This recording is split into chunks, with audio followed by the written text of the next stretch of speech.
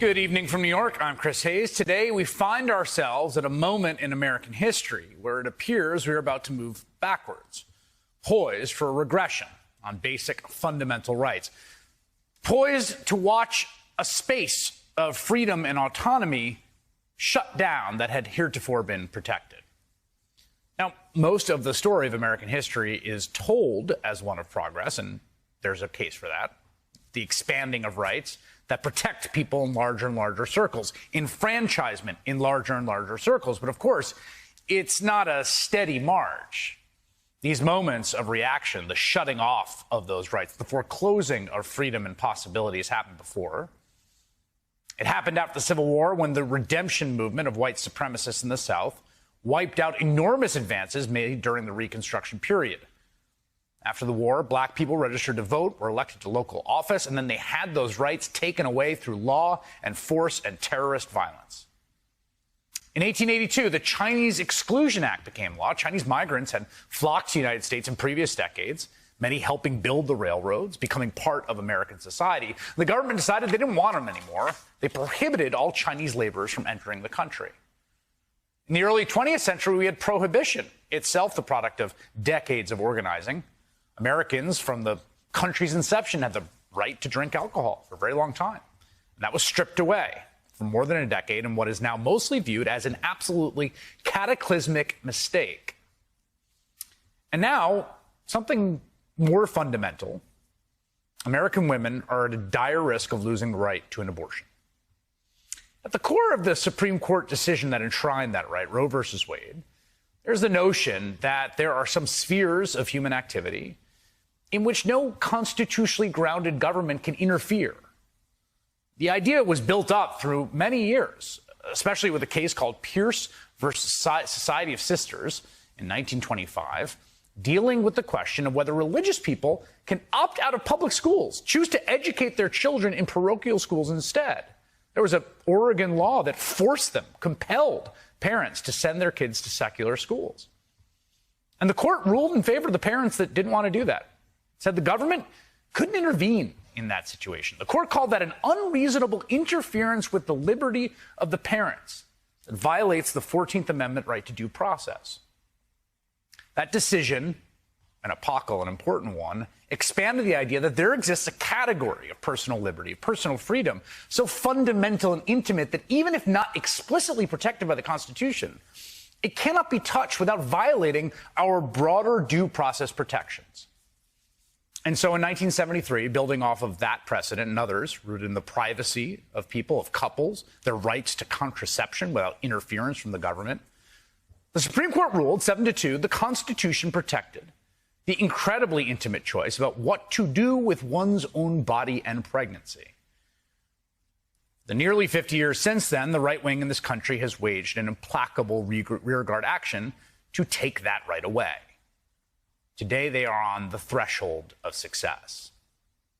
This morning, the Supreme Court heard oral arguments in a case asking the court to uphold a Mississippi law that would ban almost all abortions after 15 weeks of pregnancy. If the court allows the Mississippi law to stand, they would effectively be overturning Roe and the fundamental right to have an abortion until the point of viability, about 24 weeks of pregnancy. If the right to bodily autonomy, the right to choose to terminate a pregnancy, is taken away, what comes in its absence is effectively a de facto regime of forced pregnancy. That is what conservatives have been fighting for decades. In the past, they've been squirrely about saying it outright. There's been so much gaslighting and nonsense about claiming they were concerned about, that anyone concerned about protecting abortion rights was overreacting and hysterical and pipe down, dear.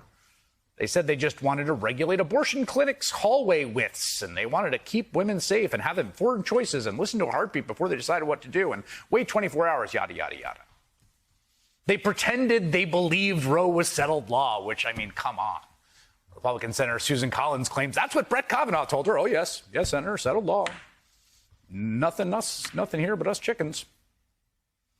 What was striking about the arguments we heard today is that, for the most part, contrary to all that gaslighting nonsense, the disingenuous misdirection that we're so used to, is that the anti-abortion side was no longer really hiding their true aim. Maybe that's because the state of Mississippi is so brazen in what it's asking, so confident that the 3 justices appointed by Donald Trump, who promised he would appoint justices to overturn Roe, and appears to have delivered on that promise, maybe the only one he's delivered on in his life, Mississippi's pretty confident that those justices will rule in their favor. So today they were clear as day. They don't just want the Mississippi law upheld with the 16 weeks. They want Roe overturned. Done. They want to take this right away from Americans who have had it for generations. They want to kill Roe, and they want to kill the 1992 decision that upheld it, Planned Parenthood v. Casey. This is a portion of the opening argument from the Mississippi Solicitor General Scott Stewart. Roe v. Wade and Planned Parenthood v. Casey haunt our country. They have no basis in the Constitution. They have no home in our history or traditions. They've damaged the democratic process. They've poisoned the law. They've choked off compromise. Roe and Casey have failed, but the people, if given the chance, will succeed. This court should overrule Roe and Casey and uphold the state's law. While the justices were not all quite as open about their positions, Brett Kavanaugh did clearly lay out an argument for overruling previous settled decisions. You think about some of the most important cases, the most consequential cases in this court's history. There's a string of them where the cases overruled precedent. If the court in those cases had listened and they were presented with arguments in those cases, adhere to precedent. In Brown v. Board, adhere to Plessy. In West Coast Hotel, adhere to Atkins and adhere to Lochner. And if the court had done that in those cases, the country would be a much different place. But Justice Sonia Sotomayor was explicit about what exactly is going on here and the consequences it could have for the institution of the Supreme Court and for the country. The sponsors of this bill, the House bill in Mississippi, said we're doing it because we have new justices. The newest ban that Mississippi has put in place, the 6-week ban, the Senate sponsor said we're doing it because we have new justices on the Supreme Court. Will this institution survive the stench that this creates in the public perception that the Constitution and its reading are just political acts? I don't see how it is possible. So, to just be crystal clear, conservatives have been and are trying to take away a right that Americans have had for nearly 5 decades, the right of bodily autonomy over a pregnant person's decision about what to do with their body. And if the Supreme Court rules in Mississippi's favor, that right to bodily autonomy would be wiped out for millions, almost immediately. 22 states have laws already in the books that would outlaw abortion in all or most cases, and most of these so-called trigger laws are designed to go into effect if Roe is gutted.